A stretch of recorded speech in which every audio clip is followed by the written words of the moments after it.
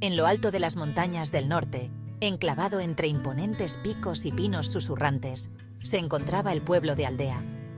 Los inviernos eran largos y duros, cubriendo el pueblo con un silencio prístino.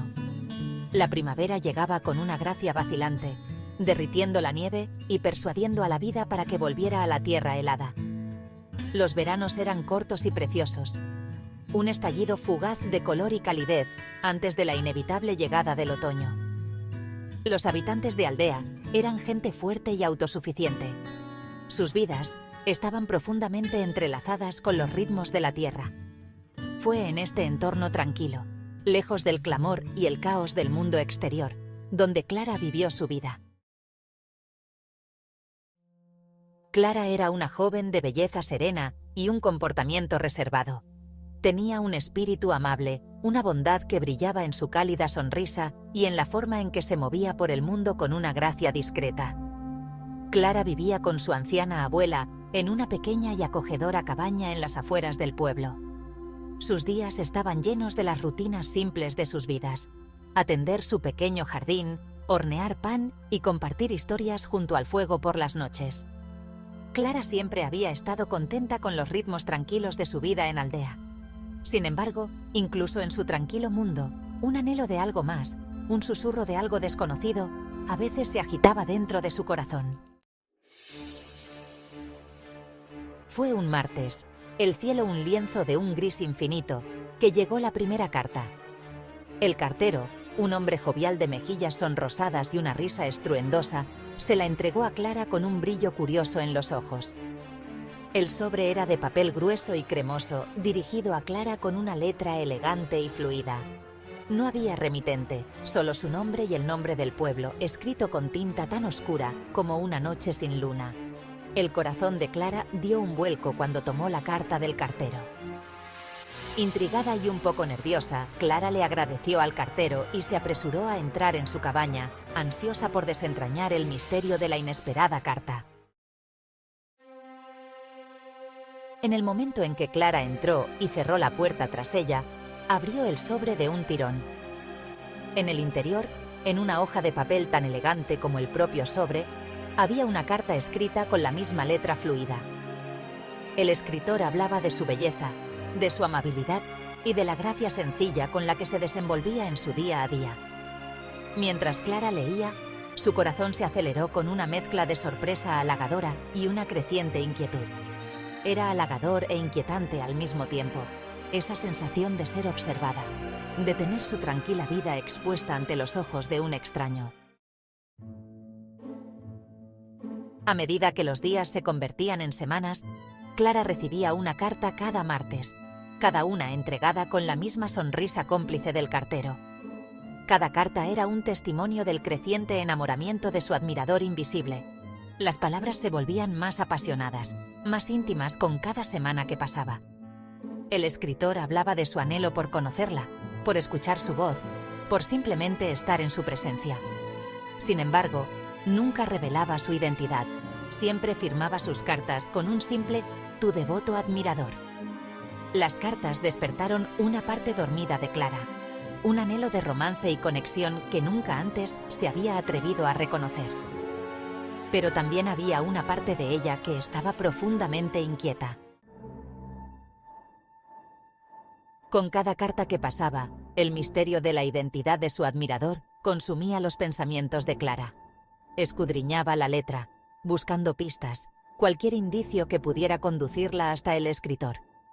Se encontró repasando sus interacciones con los hombres del pueblo, buscando cualquier señal reveladora, cualquier destello de reconocimiento en sus ojos que pudiera delatar su admiración secreta. La vida en el otrora tranquilo pueblo había adquirido una extraña y nueva tensión. La llegada de su carta cada martes se convertía en un acontecimiento para el pueblo, objeto de susurros y miradas curiosas. A pesar de las crecientes especulaciones y la curiosidad que giraban a su alrededor, Clara mantuvo las cartas en secreto, sin compartirlas con nadie, ni siquiera con su abuela. Sentía una extraña sensación de responsabilidad hacia su admirador desconocido, una necesidad de proteger la santidad de su vínculo tácito. Sin embargo, el peso de sus palabras, la intensidad de sus emociones, la oprimían con cada carta que pasaba. Las cartas se habían convertido a la vez en una fuente de consuelo y de ansiedad. Clara se encontraba atrapada en un torbellino de emociones, su tranquila vida patas arriba. A medida que las semanas se convertían en meses, una semilla de duda comenzó a arraigar en el corazón de Clara. ¿Era genuino el amor de su admirador o se trataba simplemente de un juego cruel, una forma de jugar con sus emociones desde la seguridad del anonimato? Clara intentó desechar sus dudas, aferrarse a la creencia de que el hombre que escribía palabras tan hermosas, que parecía conocer su alma tan íntimamente, no podía ser capaz de tal engaño. Pero el miedo persistía, proyectando una larga sombra sobre sus días. Se sorprendió a sí misma cuestionando cada interacción, cada mirada de los hombres del pueblo, buscando cualquier señal que pudiera confirmar o desmentir sus sospechas. El misterio del admirador secreto de Clara se había convertido en una obsesión compartida en Aldea, una distracción bienvenida a la monotonía de la vida cotidiana. Los aldeanos, hambrientos de emociones, devoraban cualquier bocado de chisme, cualquier teoría susurrada sobre la identidad del escritor de las cartas. Los hombres del pueblo, jóvenes y viejos, se veían sometidos a un escrutinio. Cada uno de sus movimientos era analizado en busca de cualquier indicio de interés romántico hacia Clara. Las cartas se habían convertido en una narración compartida, una historia de amor y misterio que había cautivado la imaginación de todo el pueblo. Entonces, tan repentinamente como habían comenzado, las cartas cesaron. Llegó el martes, envuelto en una espesa niebla que se aferraba a las montañas como una mortaja. Clara esperó ansiosa al cartero, con el corazón latiéndole con una mezcla de anticipación y temor. Pero a medida que avanzaba la mañana y la figura familiar del cartero no aparecía, una fría comprensión se instaló en la boca de su estómago. Los días que siguieron estuvieron llenos de un silencio ensordecedor. Clara pasaba los días aturdida, con el corazón encogido por una sensación de pérdida que no sabía explicar. Una semana después de la última carta, un día en que el viento aullaba por las montañas como un lamento, el cartero llegó por fin a la puerta de Clara. En su mano, sostenía un único sobre de color crema, dirigido a Clara con la familiar y elegante letra. A Clara se le cortó la respiración al tomar la carta, con los dedos temblando ligeramente. Supo, incluso antes de abrirla, que no se trataba de una carta cualquiera. En el interior, escrito con tinta tan oscura como las nubes de tormenta que se acercaban, solo había unas pocas líneas. Mi querida Clara, ha llegado el momento de despedirme. Ten la seguridad de que siempre apreciaré tu recuerdo. Tuyo eternamente, tu devoto admirador. La carta se deslizó de las manos de Clara. El viento la arrebató y se la llevó al corazón de la tormenta. La vio desaparecer de su vista, una representación tangible del amor que le habían ofrecido y luego retirado, dejándola con el corazón lleno de preguntas, sin respuesta y un extraño vacío que no podía quitarse de encima.